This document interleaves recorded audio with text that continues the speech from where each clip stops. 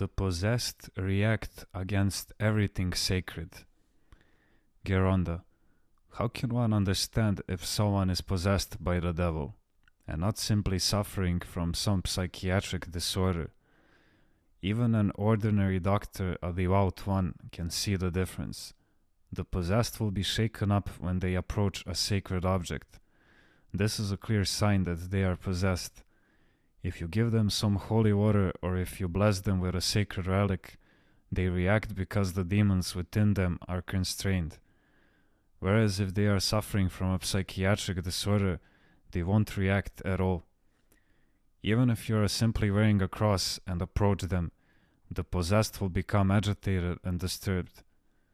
Once during an all-night vigil on the Holy Mountain, the fathers told me that they felt that some layman there had a demon.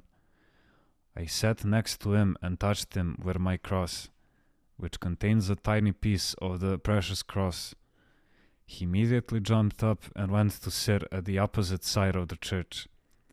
When people started exiting the church, I again approached him discreetly and stood right next to him. Again he became agitated and moved away. I realized that he really did have a demon. When people bring children to the Calavi and tell me that they have a demon, to find out, I sometimes hold a piece of the sacred relic of Saint Arsenios in the palm of my hand. While I'm holding both of my fists shut, the child that has a demon will look at the hand with the sacred relics with fear.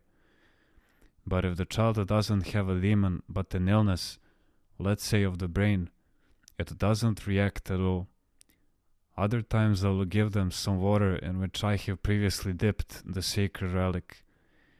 If they have a demon, they won't drink it and will move away. Once I gave a possessed child some sweets to eat so he'd get thirsty, and then I gave him some of that water, saying, "Now I will give Johnny some nice water to drink." As soon as he took a sip, he started shouting, "This water is burning me." "What's in it?" "Nothing," I told him. "What are you doing to me? It's burning me." "It is not burning you, it's burning someone else," I told him. I made the sign of cross over his head, and both his hands and legs jerked. He had a demonic crisis. The demon had really messed him up.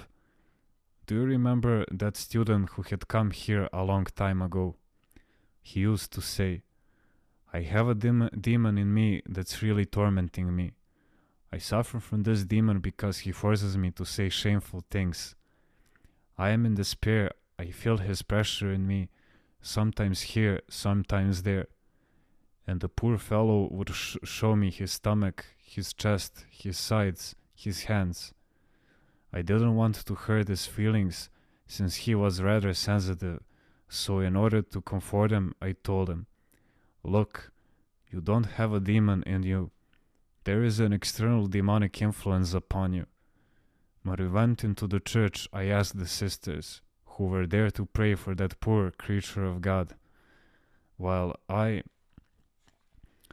took a piece of the sacred relics of Saint Arsenios and approached him, asking, "What part of your body is the demon tormenting? Where do you think he is?" He then showed me his sides. "Where? Here." And I touched him with my hand holding the sacred relic.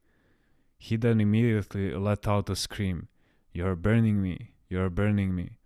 I'm not going away, I'm not going away." He continued to shout, curse and say shameful things.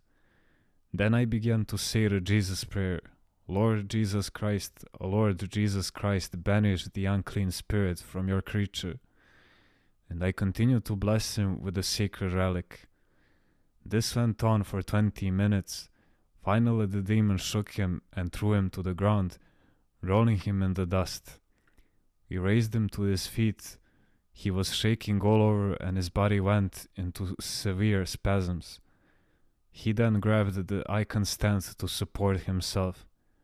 Cold sweat was running from his arms, like the dew on the early morning grasses.